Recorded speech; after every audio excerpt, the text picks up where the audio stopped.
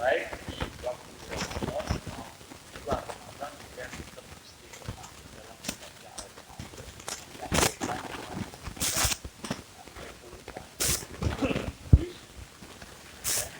Yang penting dia biasanya makanya kalau kita belum bisa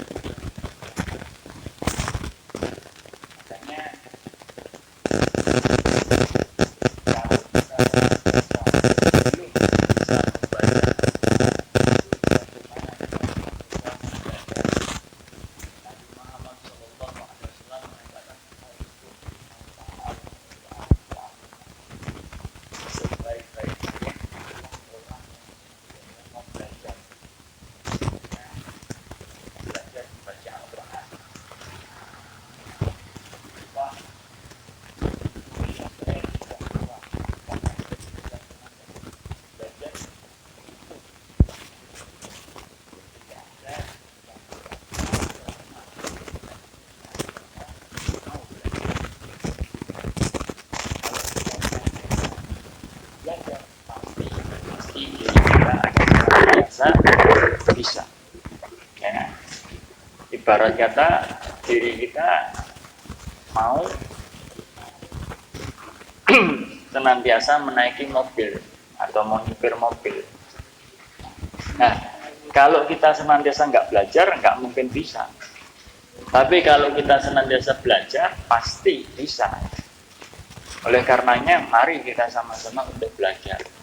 Makanya saya menghimbau di masjid atau di musola yang senantiasa di situ ada TPA untuk anak-anak. Ya, tetapi jangan cuma ya sekedar anak-anak saja, tetapi bagaimana ya bapak-bapak, ibu-ibu, remaja-remaja yang senantiasa belum bisa, senantiasa diajari. Supaya apa? Supaya mereka senantiasa bisa dan senantiasa bisa istiqomah di dalam membaca Al-Quran. Tidak hanya di bulan Ramadan.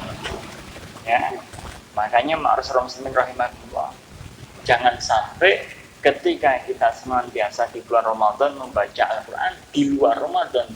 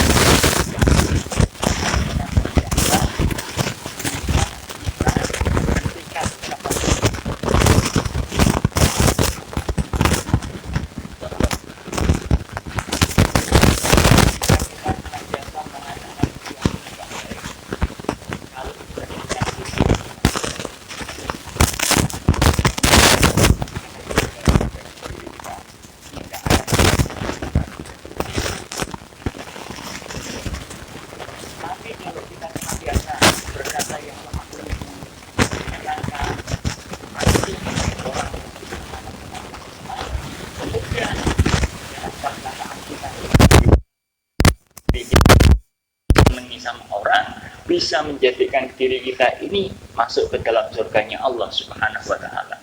Jangan sampai apapun yang keluar dari lisan ini menyebabkan orang itu senantiasa gak senang, menyebabkan orang itu tersakiti, seperti halnya kita senantiasa mengucapkan kata-kata kotor. Mengucapkan kata-kata kotor ini sesuatu yang senantiasa tidak diperkenankan, karena perkataan kotor ini menyebabkan dosa. Kemudian perkataan ghibah, rasani,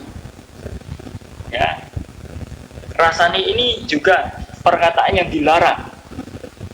Bahkan orang yang senantiasa sering rasani ini tidak akan mungkin akan senantiasa diampuni sama Allah Subhanahu wa taala kecuali dengan 3 syarat.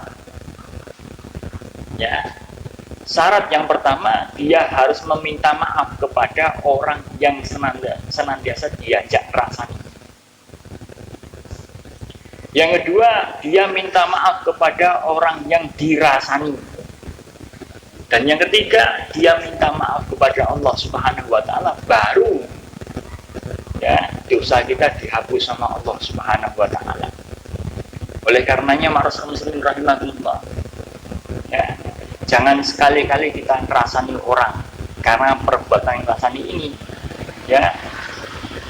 tidak senantiasa diperkenankan di dalam agama Islam, tidak diajarkan oleh Nabi Muhammad SAW. Memang kalau dikatakan meninggalkan rasani itu sulit, memang, tapi harus. Jangan sampai kita senantiasa sering rasani orang. Nah, bagaimana cara meninggalkannya? Kita senantiasa, satu, jangan dekat sama orang yang suka rasani. Jangan dekat. Yang kedua, kalau ada orang yang rasani, kita senantiasa menghindar, atau kita mengatakan mohon maaf, kalau bisa omonganmu jangan senantiasa ngerasani. Kalau bisa membicarakan kebesaran Allah, membicarakan tentang akhlaknya Nabi Muhammad SAW, membicarakan tentang orang-orang soleh, nah ini baru aku dengarkan. Tapi kalau rasani, mohon maaf, saya tidak senantiasa mau. Kemudian mari kita sama-sama untuk senantiasa melatih lisan kita untuk zikir kepada Allah. Kemudian bersolawat kepada Nabi Muhammad SAW. Dan kita senantiasa membaca Al-Quran, itu lebih bagus. Makanya Nabi Muhammad SAW mengatakan bahwasanya barang siapa yang senantiasa beriman kepada Allah dan hari akhir, hendaknya dia senantiasa berkata yang baik, kalau tidak bisa diamlah. Kalau tidak bisa ngomong baik, maka diamlah. Kalau senantiasa mendengarkan sesuatu yang buruk, maka pergilah. Supaya apa? Supaya diri kita ini senantiasa tidak mendapatkan laknat daripada Allah, tidak mendapatkan azab daripada Allah. Kita senantiasa bisa mendapatkan daripada ganjarannya Allah apabila kita senantiasa mendengarkan daripada ayat-ayat Al-Quran, mendengarkan daripada kisah-kisahnya para nabi, mendengarkan daripada kisah-kisahnya orang soleh, dengan tujuan supaya hati kita ini tergerak untuk meniru, untuk senantiasa melaksanakan seperti apa yang dilaksanakan oleh orang-orang soleh tersebut, supaya diri kita bisa nantinya sama-sama masuk ke dalam surganya Allah Subhanahu wa taala bersama orang-orang yang kita cintai.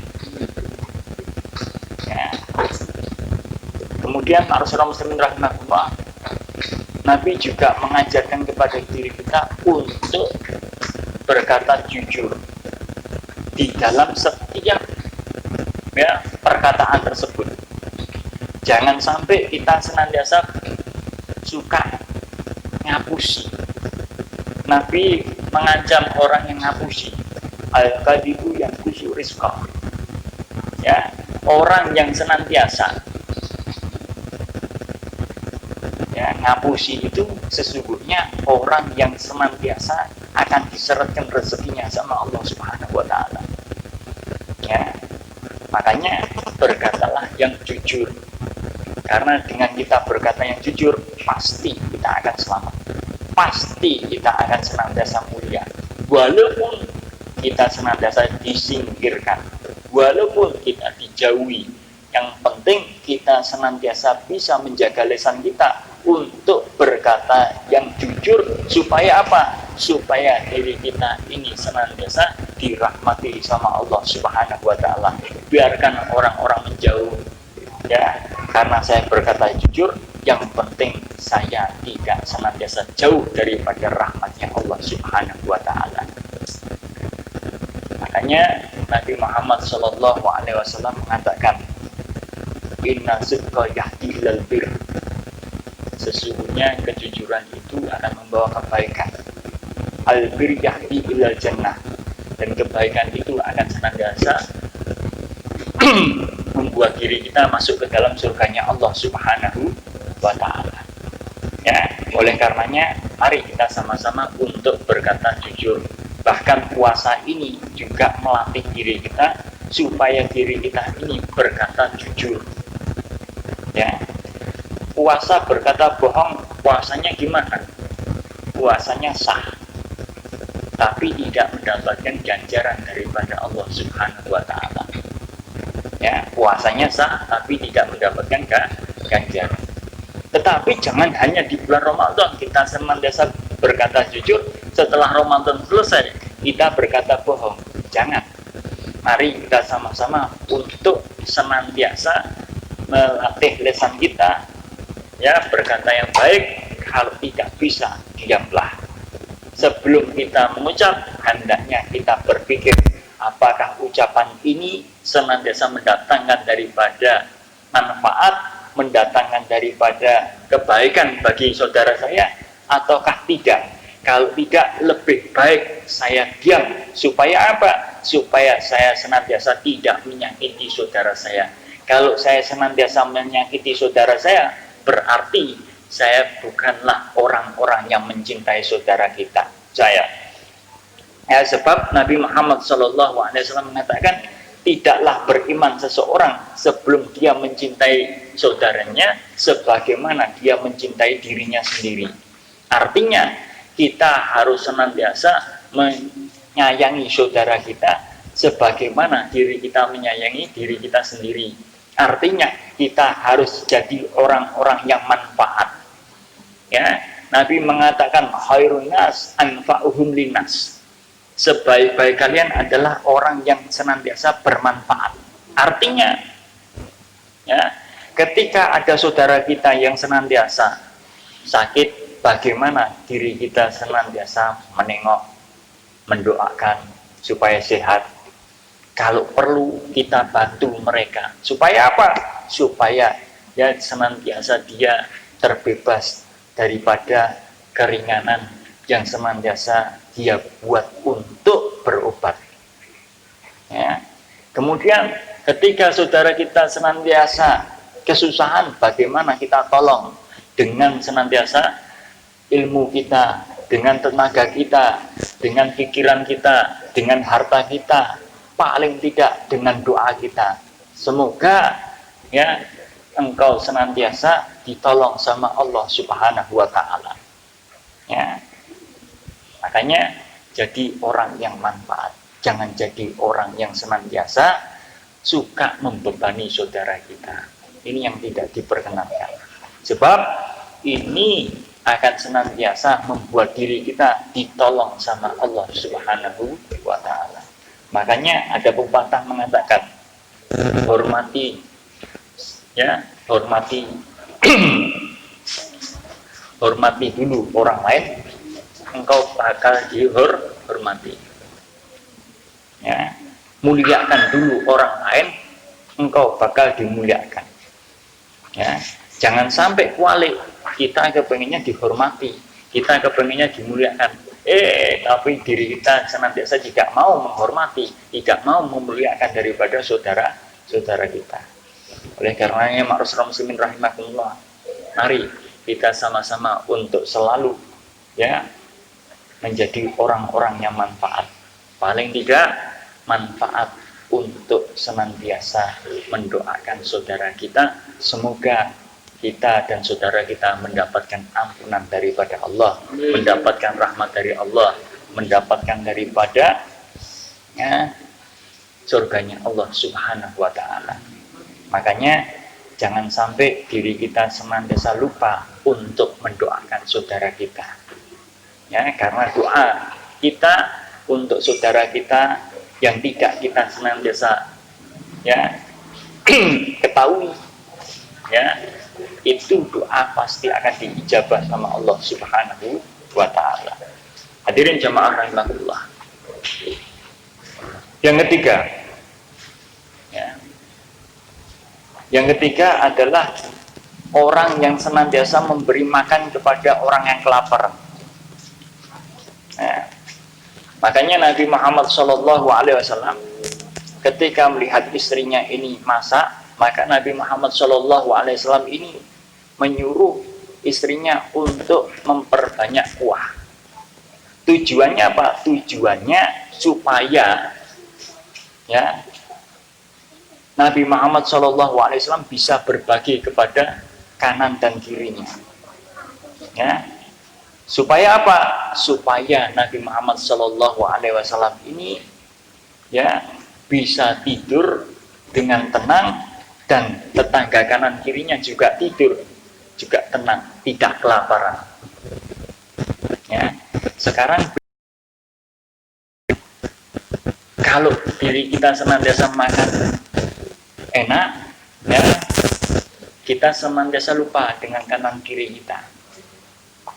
Kita mengatakan itu urusan mereka, yang penting saya dan keluarga saya senantiasa bisa makan. Nah, orang semacam ini adalah orang yang zalim. Ya, makanya perlunya kita silaturahmi, menanyakan keadaannya, gimana kabarnya.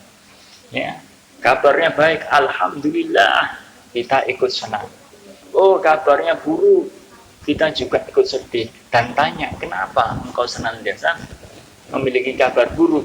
Oh, ternyata saya tidak bisa makan. Kalau tidak bisa makan, hendaknya kita senantiasa membantu. Nggak ketang, kita senantiasa memberi ya satu piring nasi beserta lauk yang komplit untuk keluarganya yang di saat itu bisa membuat orang tersebut bisa makan.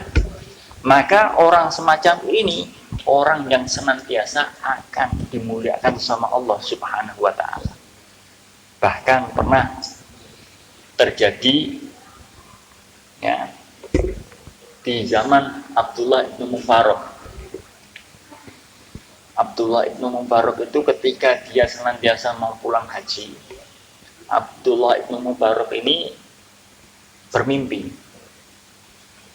Di dalam mimpinya ini Abdullah ibn Mubarak ini ditanya, ya, kamu berangkat haji ya? Ya.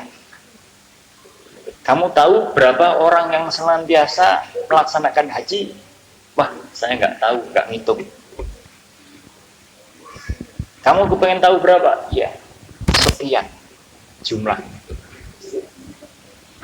Nah, dari sekian jumlahnya orang yang melaksanakan ibadah haji ini, berapa orang yang senantiasa diterima sama Allah?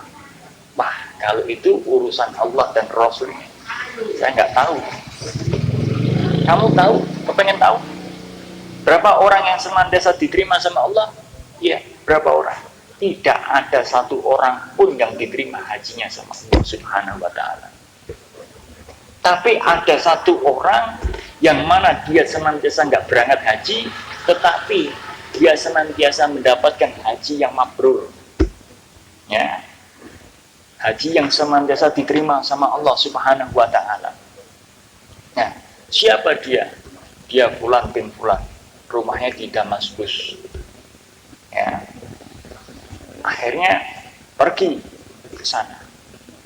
Ya, setelah dia pulang, pergi ke sana dan senantiasa sholat Ketika ketemu, tanya, apakah benar Bapak bin Bapak ini? Iya, saya bin Bapak ini. Ya, saya mau tanya, ya, amalan apa yang membuat Bapak ini senantiasa hajinya diterima sama Allah Ta'ala? Padahal Bapak senantiasa tidak berangkat haji. Tuh, saya nggak punya amalan apa-apa. Jangan bohong. Ya, jangan bohong. Tidak punya. Ya, tidak punya. Jangan bohong. Oh, mungkin ini.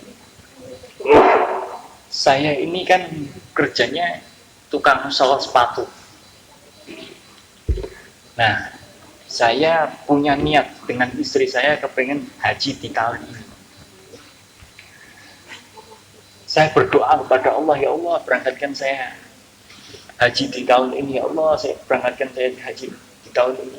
Subhanallah, ada seorang raja yang senantiasa menyuruh pengawalnya untuk membenarkan daripada sepatunya. Akhirnya saya benarkan sepatu tersebut. Singkat cerita sudah selesai, sudah rapi, sudah benar. Kemudian sendal ini saya senantiasa bawa ke istana. Setelah saya bawa ke istana, saya serahkan kepada raja. Raja ini senantiasa melihat sendal tersebut. Ya, ternyata subhanallah raja ini gembira, senang. Ya, karena melihat sepatunya bagus, jahitannya, garapannya bagus. Saking senangnya raja ini memberikan hadiah uang yang sangat besar. Nah, ketika saya mendapatkan uang dari raja yang sangat banyak, saya gembira, saya ini bisa berangkat haji di tahun ini beserta istri saya. Subhanallah, sampai saya di rumah, istri saya senantiasa saya kabari, wah istriku, kita bisa berangkat haji di tahun ini. Kata istrinya, alhamdulillah mas, tapi tunggu dulu mas. Saya mencium aroma yang sangat enak. Ya, mencium masakan yang sangat enak. Mas, tolong mintakan masakan itu kepada tetangga sebelah. Ya, supaya saya ini bisa merasakan masakan sebelah, kelihatannya enak. Masalah haji nanti dulu, yang penting saya bisa merasakan makanan sebelah dulu. Akhirnya suaminya keluar rumah ke tetangga sebelah, tok. Assalamualaikum, dibuka sama ibu-ibu yang tua. Waalaikumsalam. Bu, saya kesini satu silaturahmi, yang kedua saya senantiasa kepingin meminta masakan ibu sedikit aja, karena istri saya senantiasa menyuruh saya untuk minta karena aromanya sangat enak kelihatannya, biar istri saya mencicipinya wahai ibu. Maka kata nenek tua tersebut mengatakan, mas, masakan saya ini halal untuk saya dan cucu-cucu saya, tapi haram buat mas. Tuh, kok bisa? Ketahuilah, saya sudah berapa minggu ini sakit. Ketika saya sakit, cucu-cucu saya ini senantiasa merengek-rengek kelaparan. Saya mengatakan, nak, sebentar lagi makanan datang. Akhirnya rengek-rengeknya berhenti. Dia bergembira akan datangnya makanan. Sampai dia tidur.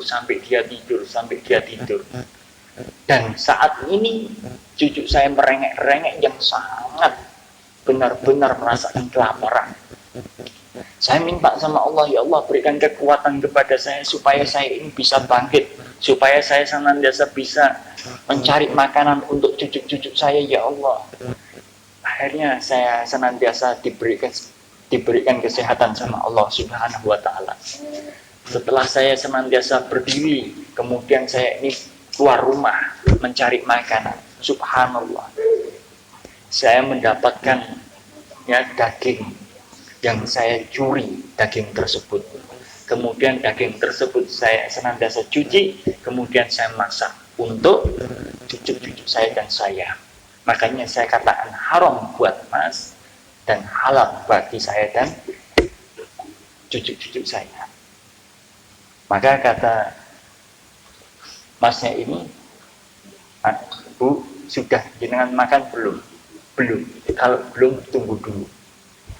Akhirnya lapor suaminya kepada istrinya, ya, menceritakan kejadiannya. Akhirnya suami istri ini sepakat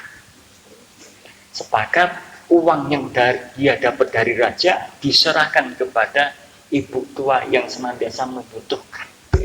Akhirnya ya, dengan dia menyerahkan dan dia menunda haji, Allah Subhanahu wa ta'ala memberikan predikat kepada orang tersebut haji yang diterima sama Allah Subhanahu wa ta'ala. Oleh karenanya ma'asyiral muslimin rahimakumullah, makanya perlu kita silaturahmi, perlu kita menanyakan keadaan tetangga kita dan saudara-saudara kita. Jangan sampai diri kita senantiasa mampu, diri kita bisa makan, ya, tetangga kita, saudara kita, ya, dia senantiasa banyak kelaparannya, dia senantiasa tidak bisa mencari makan, bahkan dia senantiasa ya mencuri untuk mendapatkan makanan tersebut. Maka kita termasuk orang-orang yang zalim. Apalagi di bulan Ramadan ini, hendaknya kita senantiasa sering berbagi. Karena Nabi Muhammad SAW mengatakan, afdhalu sedekah fi Ramadan. Sebaik-baik sedekah adalah sedekah di bulan Ramadan.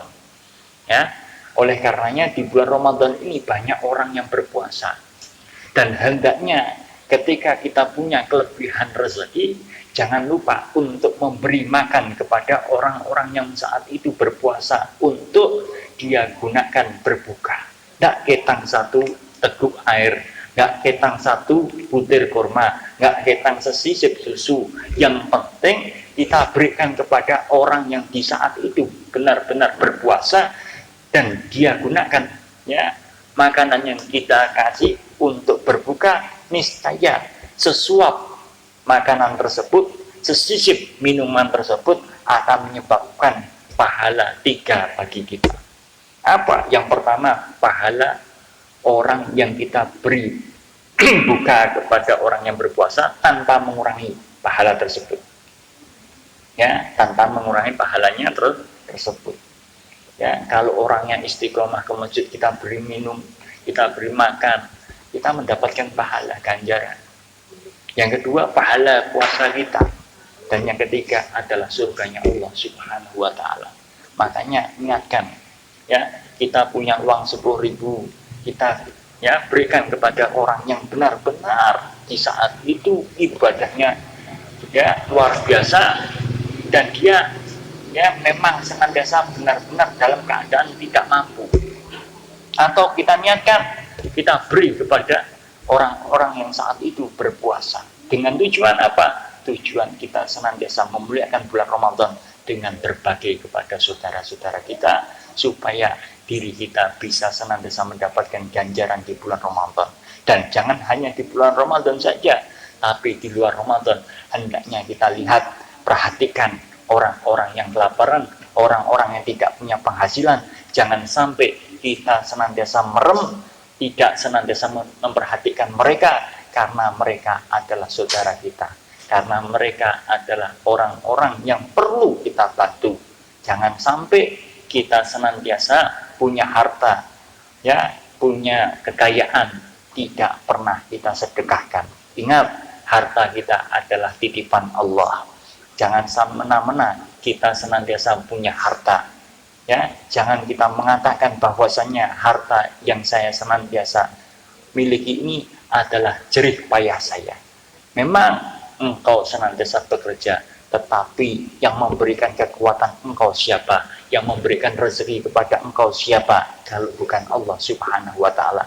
Jangan pernah menyombongkan diri, akan tetapi hendaknya kita senantiasa selalu ya mentaati apa yang senantiasa menjadi perintahnya Allah Subhanahu wa taala, menjauhi semua apa-apa yang menjadi larangan Allah, dan senantiasa mengikuti apa-apa yang diajarkan oleh Nabi Muhammad SAW. Nabi Muhammad SAW ini ketika melihat sahabatnya kelaparan, dia senantiasa ya langsung ya mencarikan makanan ketika ya Nabi Muhammad gak mampu. Yang penting saudaranya yang kelaparan ini bisa senantiasa makan, bisa senantiasa ya menikmati makanan, tidak kelaparan. Ini yang diajarkan oleh Nabi Muhammad SAW. Ya, makanya mari kita sama-sama untuk berbagi. Yang terakhir, ma'asyiral muslimin rahimakumullah, adalah orang yang berpuasa di bulan Ramadan. Ini orang-orang yang dirindukan surga. Oleh karenanya, mari kita sama-sama untuk menjaga diri kita. Jangan sampai puasa di bulan Ramadan ini kita tidak mendapatkan apa-apa. Kamen sha'imin laisa lahu min siyamin ju'wal atos. Berapa banyak orang yang berpuasa, akan tetapi dia senantiasa tidak mendapatkan apa-apa kecuali rasa lapar dan haus. Ya. Ibarat kata kita selama 1 bulan penuh kerja, tapi tidak digaji. Kira-kira kita ini marah nggak? Marah. Kenapa marah? Karena nggak digaji. Nah, kalau kita senantiasa 1 bulan puasa, kemudian puasa kita senantiasa nggak diterima, mau marah kepada Allah? Nggak bisa. Kenapa? Karena kita senantiasa meninggalkan apa-apa yang senantiasa diajarkan oleh Nabi Muhammad SAW. Apa? Ya, kita senantiasa harus ya harusnya di bulan Ramadan ini kita menjalankan apa-apa yang senantiasa ya diajarkan oleh Nabi Muhammad SAW. Ya, yang membatalkan pahalanya puasa yang pertama adalah kita berbohong. Kamu berbohong, puasanya sah, tapi pahalanya batal. Ya. Yang kedua, kamu senantiasa sumpah palsu. Ya. Apalagi mengatasnamakan Allah Subhanahu wa taala, demi Allah, demi Rasul. Ya. Nah, ini juga senantiasa membatalkan yang namanya pahalanya puasa. Ya. Rasani, ini juga senantiasa membatalkan pahalanya puasa. Bah, aku orang rasani, tapi aku delok TV rasani ya padha wae. Ya, tetap enggak dapat. Ya. Makanya ada orang yang lucu lagi. Kalau gitu supaya saya mendapatkan pahalanya Allah, ya. Hadis Nabi Muhammad SAW mengatakan an-naumu shaim ibadah. Tidurnya orang yang berpuasa ibadah. Kalau gitu bar sholat subuh aku tak turu sampai nanti duhur. Bar duhur tangi sholat, bar sholat turu neh ngantek asar. Bar asar tangi sholat, bar sholat turu neh. Bar wi maghrib ya tangi buka, bar buka turu neh ngantek engko sahur. Bar sahur subuh turun. Boleh enggak? Boleh, tapi tidak ada manfaatnya. Gur turu tok. Ya, kowe duwe bojo, kowe duwe anak, kudune ya perhatikno masalah makannya anak, masalah makannya istri, masalah nafkahnya istri, masalah nafkahnya anak. Ya, jangan engkau senantiasa menggunakan Ramadanmu dengan tidur. Ya. Ada juga yang nganyelkan, iki Ramadan, masjid-masjid kan menyediakan buka. Ya. Makanya saya senantiasa menyuruh istri saya, nggak usah masak, wis neng masjid wae. Ya. Gawa anakmu gruduk neng masjid. Ya.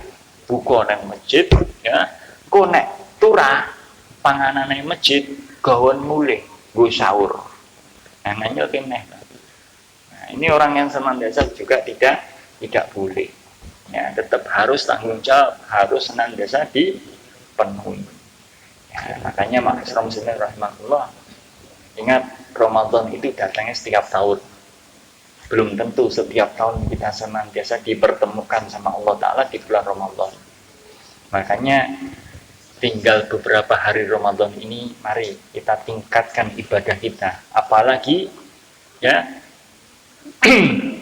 malam-malam mendekati Lailatul Qadar. Besok sudah malam 19. Ya, malam yang di situ dikatakan malam Lailatul Qadar. Ya. Makanya jangan sampai kita gunakan Ramadan ini seperti bulan-bulan biasa. Jangan. Tapi harus giat ibadah kita kepada Allah dengan tujuan supaya kita senantiasa di 10 hari pertama bisa mendapatkan rahmatnya Allah. Di 10 hari yang kedua bisa mendapatkan yang namanya maghfirahnya Allah. Ya. Makanya jangan kita senantiasa lupa untuk senantiasa minta ampunan sama Allah Subhanahu wa Ta'ala di 10 hari yang kedua ini. Mau habis 10 hari yang kedua ini, ya, mau habis. Jangan sampai habisnya Ramadan di 10 hari kedua kita senantiasa tidak mendapatkan ampunan dari Allah Subhanahu wa Ta'ala. Di 10 hari yang ketiga Allah Subhanahu wa Ta'ala memberikan satu malam yang lebih baik daripada 1000 bulan, yang namanya malam Lailatul Qadar. Ya, jangan sampai kita juga tidak mendapatkannya. Walaupun diri kita memang bukan orang yang bersih hatinya, bukan orang yang senantiasa baik ibadahnya, paling tidak diri kita senantiasa bisa mendapatkan kecipratan-kecipratan yang namanya Lailatul Qadar, supaya diri kita bisa meningkat daripada ibadah kita kepada Allah Subhanahu wa Ta'ala.